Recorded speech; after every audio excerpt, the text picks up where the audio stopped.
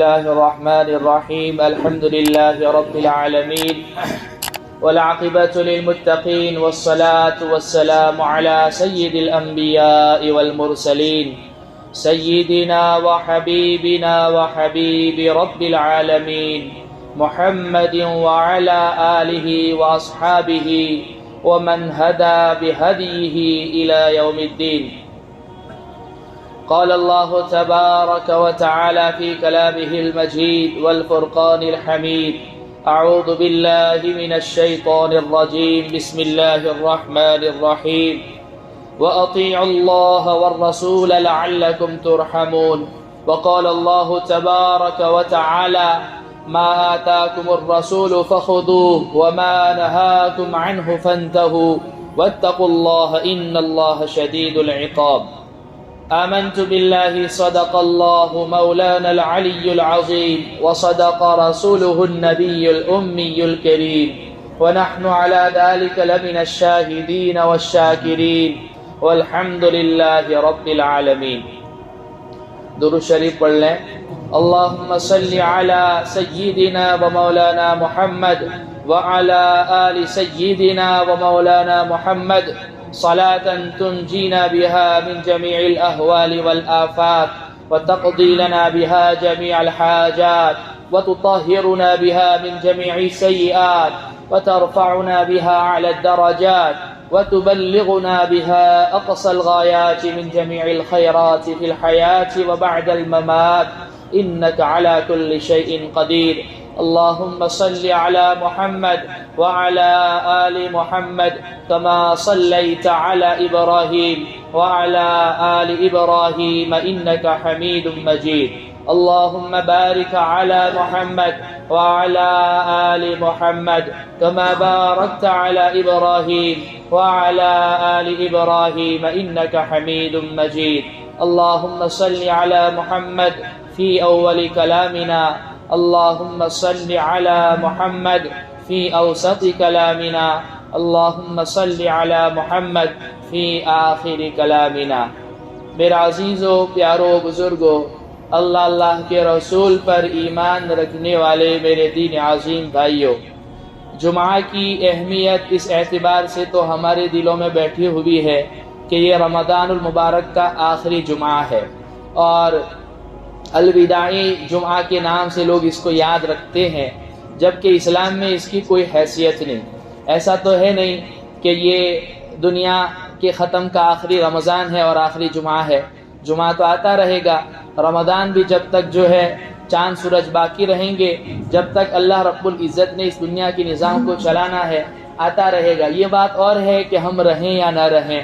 اس لیے میں نے کل بھی جب تراویح کے ختم پر بات کہی تھی تو یہ کہی تھی کہ ہو سکتی ہے کہ یہ ہماری زندگی کی آخری تراویح ہو.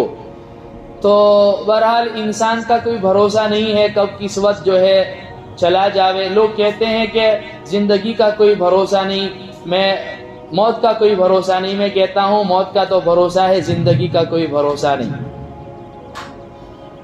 بہرحال یہ جمعۃ المبارک کا دین ہے، بڑا بابرکت دین ہے، بڑا عظیم الشان یہ دین ہے، اور رمضان المبارک شروع ہونے سے پہلے اس کی اہمیت اور فضیلت آپ لوگوں کے سامنے رکھی تھی، اور وہ روایت پیش کی تھی کہ اللہ سبحانہ و تعالی نے بنو اسرائیل کو، موسیٰ علیہ السلام کی امت کو، ان کی قوم کو حکم دیا کہ آپ میری عبادت کے لیے ایک دن منتخب کرو، تو انہوں نے سنیچر کے دن کا انتخاب کیا. بہرحال اللہ سبحانہ و تعالیٰ نے ان سے کہا کہ یہ دن تم نے منتخب کیا ہے، اب 24 گھنٹے میری ہی عبادت کرنی اور کوئی دوسرا کام نہیں کرنا ہے، مچھلی بھی پکڑنی نہیں ہے. لیکن وہ پابندی نہیں کر سکے. بعد میں اللہ سبحانہ و تعالیٰ نے ان کے اوپر عذاب اتارا اور جو ہے انہیں خنزیر اور بندر بنا دیا گیا. اور اللہ سبحانہ و تعالیٰ نے عیسائیوں کو بھی حکم دیا تھا کہ وہ میری عبادت کے لیے ایک دن منتخب کریں. کون کر رہا ہے وہ check check check check check check? Allah سبحانہ و تعالیٰ نے عیسائیوں سے بھی کہا تھا کہ میری عبادت کے لیے ایک دن منتخب کرو، تو انہوں نے سنیچر کا دن بہرحال پسند کیا. اللہ سبحانہ و تعالیٰ نے ان سے بھی کہا تھا کہ 24 گھنٹے جو ہے پھر میری عبادت کرنی اور کچھ نہیں کرنا ہے. اللہ سبحانہ و تعالیٰ نے اللہ کے نبی پاک صلی اللہ علیہ وسلم جب اس دنیا میں تشریف لائے، اسلام آیا، تو اللہ سبحانہ و تعالیٰ نے اپنے نبی سے بھی کہا، اللہ کے نبی پاک صلی اللہ علیہ وسلم نے جمعہ کو سلیکٹ کیا، اور جب آپ نے جمعہ کو منتخب کیا تو اللہ سبحانہ و تعالیٰ نے فرمایا یہ میرا بھی پسندیدہ دن ہے۔ لیکن دیکھیے اللہ سبحانہ و تعالیٰ نے کتنا کرم فرمایا کہ مانگا ہم سے کتنا؟ صرف 2 گھنٹے، جمعہ کی نماز ادا کرو، اچھے سے غسل کرو اور وقت سے پہلے پہنچ جاؤ، وقت سے پہلے آ جاؤ گے اور زوال سے پہلے مسجد میں قدم رکھ دو گے تو 1 اونٹ ذبح کرنے کا ثواب دوں گا۔ دوسرے نمبر پر آؤ گے گائے ذبح کرنے کا، تیسرے نمبر پر آؤ گے بکری ذبح کرنے کا، چوتھے نمبر پر آؤ گے مرغی، 5ویں پر انڈا، پھر بعد میں کچھ نہیں ملے گا۔ اور اللہ سبحانہ و تعالیٰ نے لیا تو بہت تھوڑا، لیکن دیا کتنا کہ فرمایا اللہ کے نبی پاک صلی اللہ علیہ وسلم نے کہ جمعہ کے دن جس کی وفات ہو جاوے اللہ سبحانہ و تعالیٰ اس کو قبر کے عذاب سے بچا لیتے۔ اور ملا علی قاری علیہ الرحمٰن نے لکھی ہے یہ بات، خود سوال قائم کیا، خود اس کا جواب دیا ہے کہ ایسا تو نہیں ہے کہ اللہ سبحانہ و تعالیٰ جمعہ کے دن حساب نہ کریں، عذاب نہ دیں اور سنیچر کے دن سے دینا شروع کر دیں، کہ جب اللہ سبحانہ و تعالیٰ ایک مرتبہ کسی بندے کو بخش دیتے ہیں تو اس کا مطلب یہ ہے کہ وہ پھر بخشایا ہے۔ تو یہ اس دن کی اہمیت ہمارے دلوں سے نکل چکی ہے۔ عزیز و پیارو، اس دن کی اہمیت ہمارے دلوں میں بٹھانے کی ضرورت ہے۔ ہم اس اعتبار سے تو جمعہ کو حیثیت دیتے ہیں اور مقام اور مرتبہ دیتے ہیں کہ یہ جمعہ کا چونکہ آخری خطبہ ہے اور آخری رمضان کا آخری جمعہ ہے تو نیا کپڑا بھی، نیا جوڑا بھی سلاتے ہیں اور باقاعدہ پورے اہتمام کے ساتھ بن سج کے اور سج سور کے جو ہے مسجد میں جاتے ہیں۔ اچھی بات ہے، جمعہ کے لیے، نماز کے لیے، اللہ کے سامنے کھڑے ہونے کے لیے جب بھی ہم کھڑے ہوں کپڑے بھی اچھے ہوں، لباس بھی اچھا ہو، ٹوپی بھی اچھی ہو اور بالکل اطمینان اور سکون وقار کے ساتھ جیسے ایک بڑے آدمی سے ملنے کے لیے جاتے ہیں۔ اللہ تو سب سے بڑے ہیں، اللہ سے ملاقات کے وقت جو ہے ایسے ہی رہنا بھی چاہیے۔ لیکن یہ جمعہ تو جو ہے ہفتے جو ہے اللہ سبحانہ و تعالیٰ ہر مہینے میں ہمیں عطا فرماتے ہیں، 4 مرتبہ کبھی 5 مرتبہ عطا فرماتے ہیں۔ اس دن کی اہمیت ہمارے دل میں بٹھانے کی ضرورت ہے۔ اللہ کے نبی پاک صلی اللہ علیہ وسلم کے نزدیک اس کی بڑی اہمیت تھی، یہی وجہ ہے اسے ہفتے کی عید کہا گیا نا۔ بلکہ فقہاء نے یہ لکھا ہے کہ کوئی انسان تنہا جمعہ کے دن نفل روزہ بھی نہ رکھے۔ ہاں اگر جمعہ کے دن کے ساتھ جمعرات کو ملا دیا یا سنیچر کو ملا دیا تو کراہت ختم ہو جائے گی، لیکن اگر تنہا سے پورا ہفتہ تو رکھتا نہیں ہے، جبکہ آپ رکھتے تھے جمعرات کے دن اور پیر کے دن، جمعہ کے دن آپ روزہ نہیں رکھتے تھے، لیکن اگر کوئی صرف پورا ہفتہ نہ رکھے، صرف جمعہ کے دن روزہ رکھے۔ شریعت یوں چاہتی ہے کہ جمعہ کے دن تم کھاؤ پیو مزے لے کر اور خوب اللہ کی عبادت بھی کرو، اللہ سبحانہ و تعالیٰ کے لیے جو ہے جمعہ پڑھنے کے لیے جلدی آ جاؤ، خوب اللہ کے نبی پاک صلی اللہ علیہ وسلم پر درود شریف پڑھیں۔ دیکھیے درود شریف ایک بہترین عبادت ہے اور ایسی عبادت ہے جو مقبول ہے۔ جمعہ کی نماز ہماری قبول ہوگی نہیں ہوگی اللہ بہتر جانتے ہیں، لیکن درود شریف کے متعلق اللہ نے خود کہہ دیا کہ یہ ایسی دعا ہے جو میں نے قبول کر لی ہے۔ ایسا ہو ہی نہیں سکتا کہ کوئی میرے نبی پر درود پہنچاوے اور میں میرے نبی تک نہ پہنچاؤں۔ میں خود اس عمل میں شریک ہوں، وہ عبادت جس میں اللہ خود شریک ہو، فرشتوں کو اللہ خود شریک کر رہے ہوں اور پھر ہم سے مطالبہ کر رہے ہو۔ ان اللہ وملائکتہ یصلون علی النبی یا ایھا الذین آمنوا صلوا علیہ وسلموا تسلیما۔ خود اللہ سبحانہ و تعالیٰ اور اس کے معصوم فرشتے اپنے نبی پر رحمت بھیجتے ہیں۔ اے نبی جی، آپ کی امت سے ہم مطالبہ کر رہے ہیں، او ایمان والو تم بھی اپنے نبی کے احسانات کو نہ بھول جاؤ۔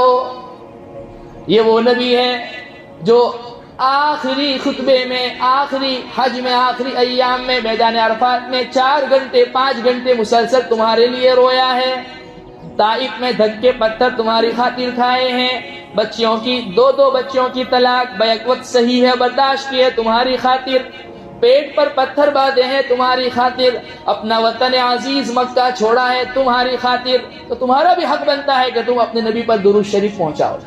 اس لیے خوب درود شریف پڑھیں۔ علامہ گنگوہی علیہ الرحمہ اپنے متوسلین کو، مریدین کو کہتے تھے کہ کم از کم کی مقدار یہ ہے کہ 300 مرتبہ پڑھا جائے۔ اور مفتی اعظم پاکستان مفتی محمد شفیع صاحب رحمۃ اللہ علیہ نور اللہ مرقدہ وبرد مرجعہ، اس گھر کا ہر فرد نرالا ہے، کوئی یاقوت ہے، کوئی زمرد ہے، کوئی موتی ہے، کوئی سورج ہے، کوئی چاند ہے۔ ان کے بارے میں آتا ہے کہ روزانہ 2000 مرتبہ درود شریف پڑھتے تھے. شیخ الحدیث بھی ہے, مفتی اعظم بھی ہے, کتابیں بھی پڑھانی ہے, گھر کے کام کاج بھی ہے, تربیت بھی کرنی ہے, سب کچھ کرنی ہے. لیکن تو ہی اگر نہ چاہے تو باتیں ہزار ہے, لیکن اگر انسان ٹھان لے کہ مجھے میرے نبی پر پڑھنا ہے تو پھر اللہ سبحانہ و تعالیٰ آسان فرما دیتے ہیں.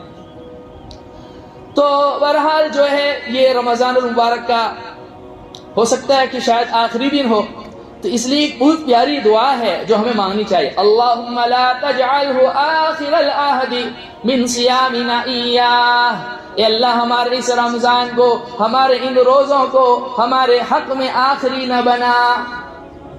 فَإِن جَعَلْتَهُ فَاجْعَلْنِي مَرْحُومًا, اور اگر آپ نے فیصلہ کر دیا ہے کہ یہ ہمارے آخری روزے ہیں, یہ ہماری آخری تراویح تھی, یہ ہماری آخری عید کی نماز ہے, تو پھر ہمیں مرحوم بنا, یعنی کہ ان لوگوں میں ہمارا شمار فرما جن کے اوپر تو رحم فرماتا ہے. وَلَا تَجْعَلْنِي مَرْحُومًا,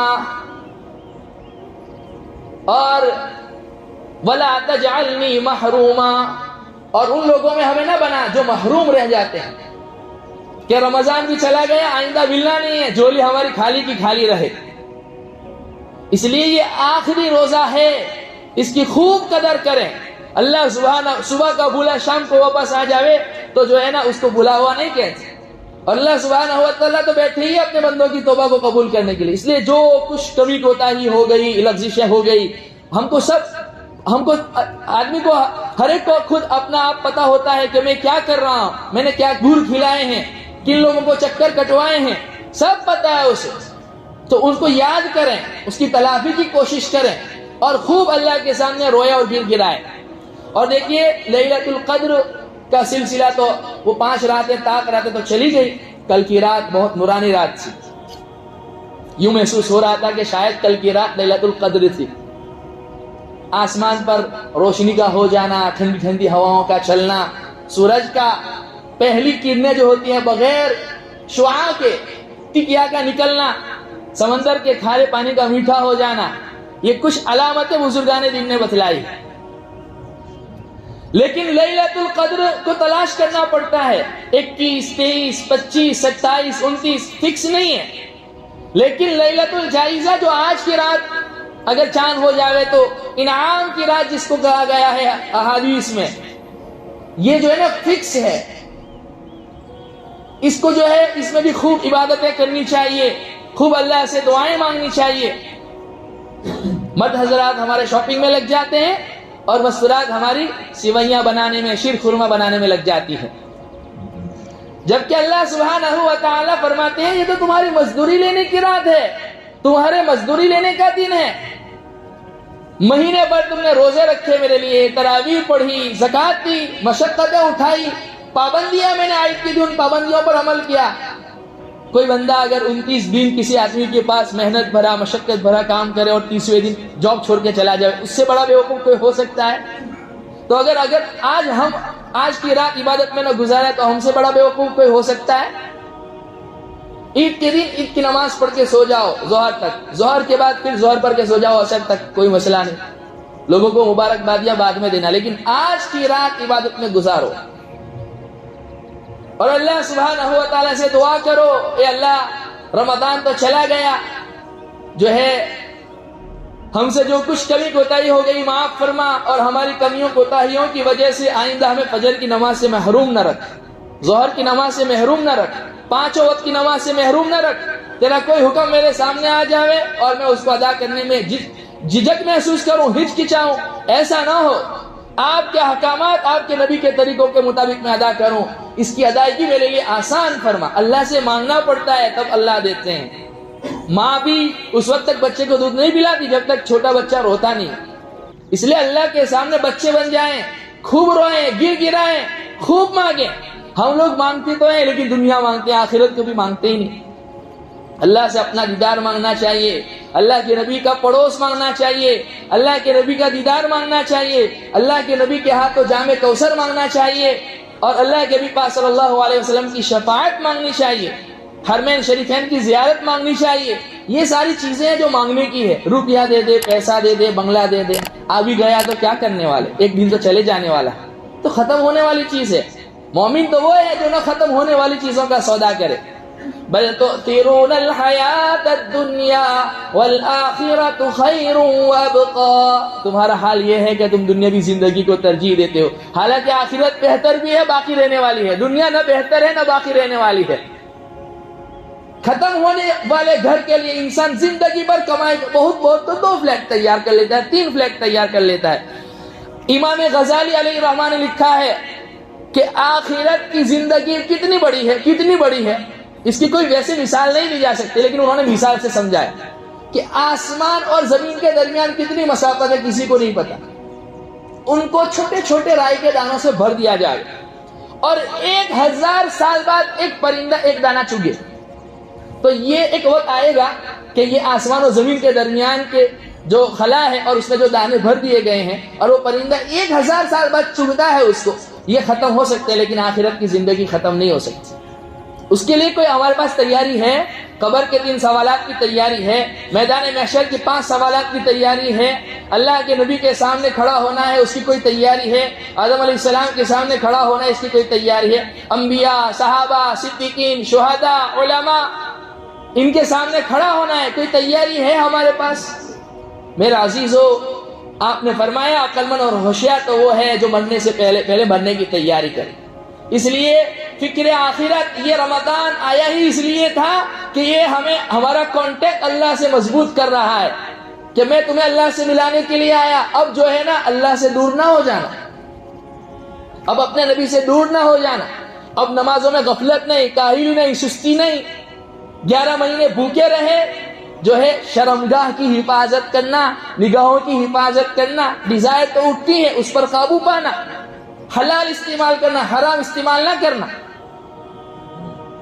ये रमजान इसीलिए आया है, तकवा पैदा हो, परहेजगारी पैदा हो, अल्लाह का इस्तिजार पैदा हो, फिजाओं में उड़ रहे हो, चाहे मेट्रो ट्रेन में सफर कर रहे हो, बाइक पे जा रहे हो या 4 व्हीलर में जा रहे हो, सफर में हो, हजर में हो, रात में हो, दिन में हो, तन्हाई में हो या एक जलवत में हो, खलवत में हो, कहीं पर भी हो, किसी भी सिचुएशन में हो, अमीरी में हो, रईसी में हो, कहीं पर भी हो, अल्लाह सुब्हानहू व तआला का इस्तिजार, मेरा रब मुझे देख रहा है।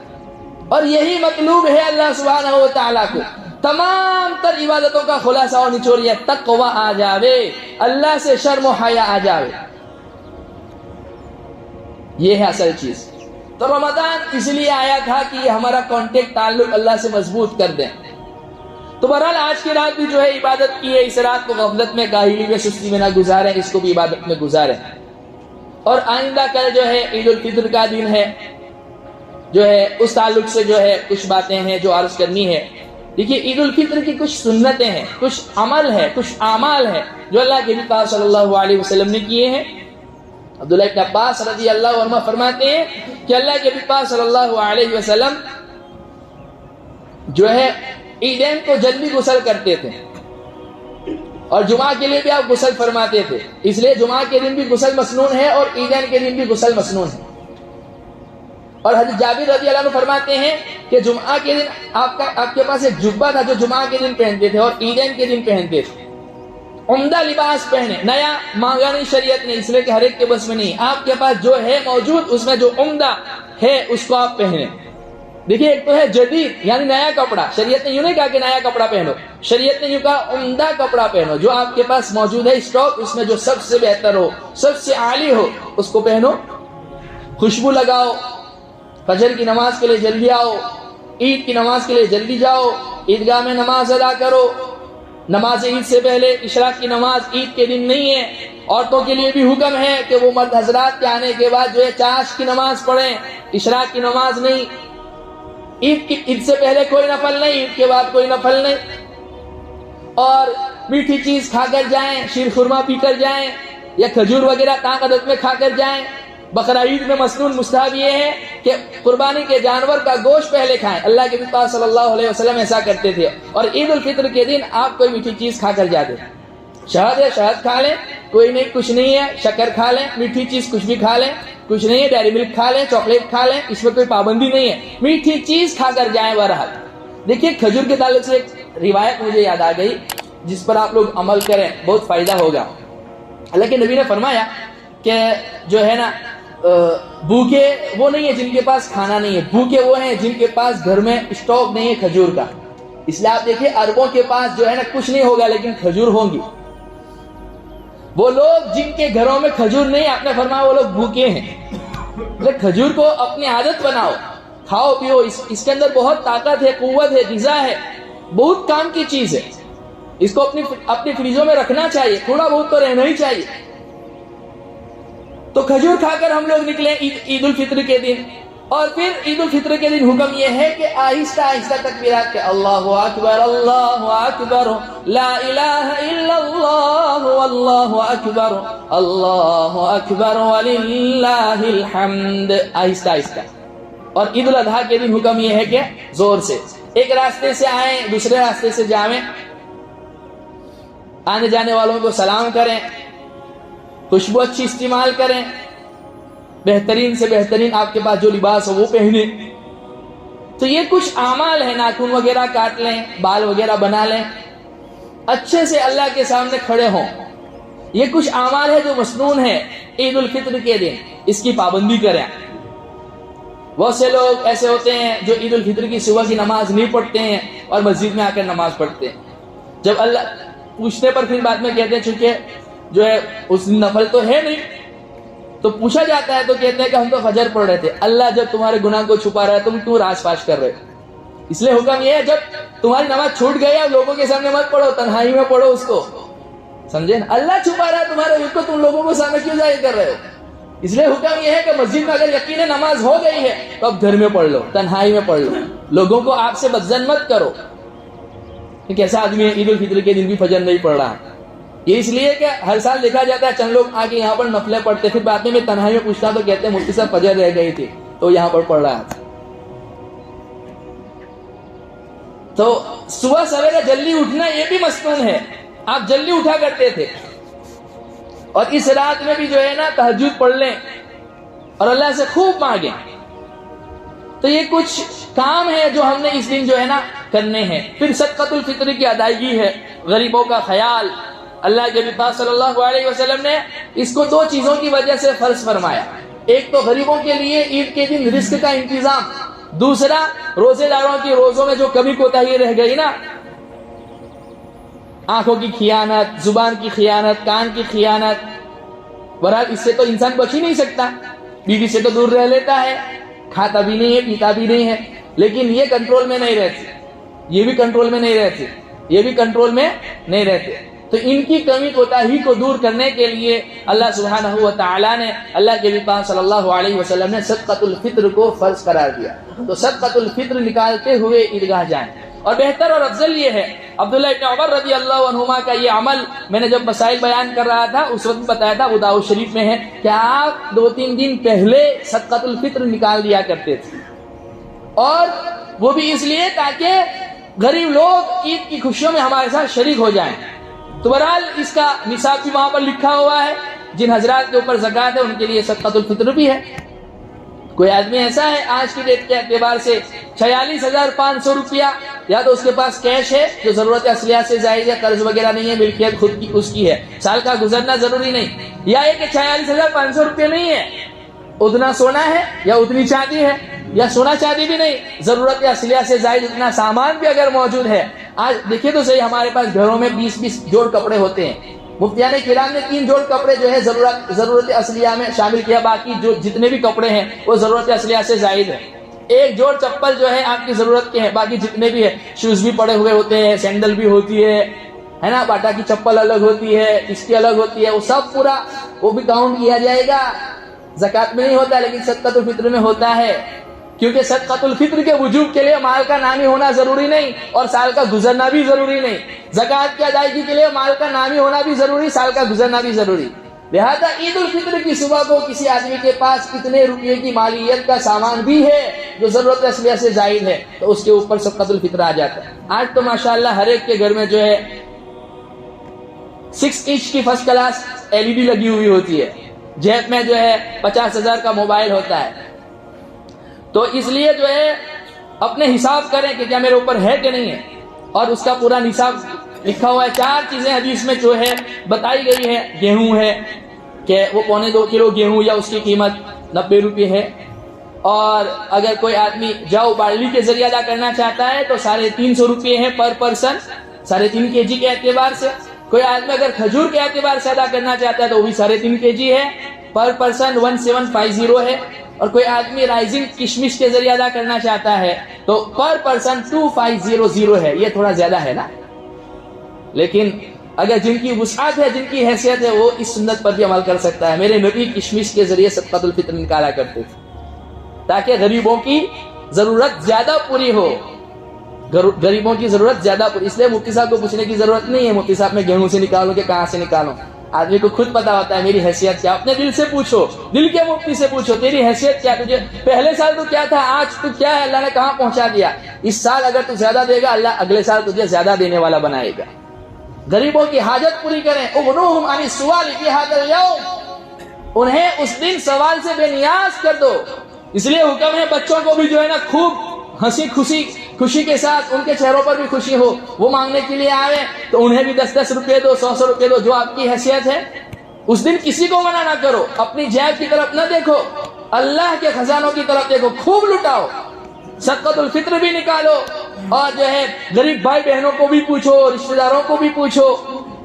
کہیں کسی جگہ کہیں ایسا تو نہیں ہے کہ باہر تو میری فیاضی ہے، سخاوت کے چرچے ہو رہے ہیں، پڑوسی سب لوگ تو تعریف کر رہے ہیں، گھر میں دیے تلے اندھیرا، بھائی بیچارہ میرا غریب ہے، اس کے بچے کے لیے کپڑے کا انتظام نہیں، بہن میری غریب ہے، اس کے بچوں کے لیے کپڑے کا انتظام نہیں. کیا اللہ کو منہ دکھاؤ گے؟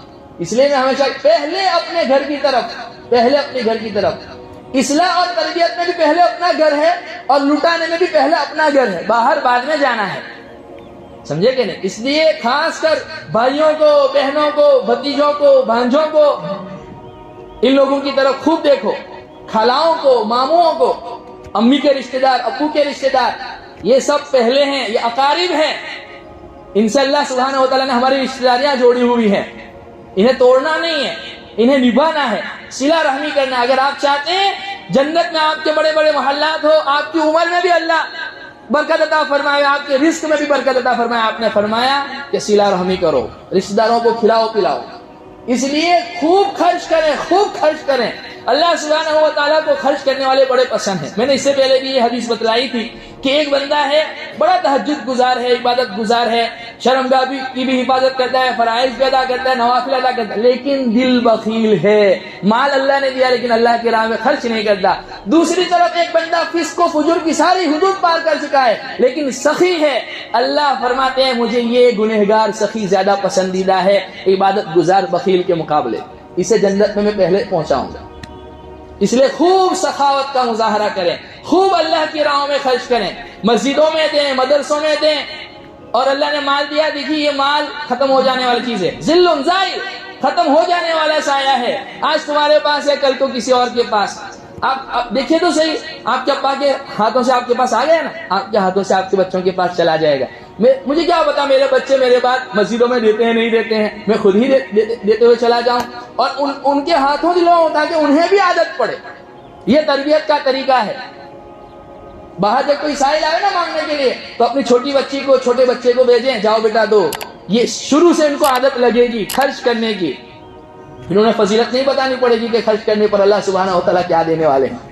اللہ سبحانہ و تعالیٰ ہمارے روزوں کو قبول فرماوے، ہماری تراویح کو قبول فرماوے، ہمارے صدقۃ الفطر کی ادائیگی کو قبول فرماوے، اور جو ہے کی جانے والی تمام مالی بدنی عبادات کو قبول فرماوے، اور اس رمضان کو ہمارے حق میں آخری نہ بناوے، اور آخری ہے تو جو ہے ہمارے اوپر رحم کرنے والا بناوے اور ہمیں محروم نہ بناوے. وآخر دعوانا الحمدللہ رب العالمین.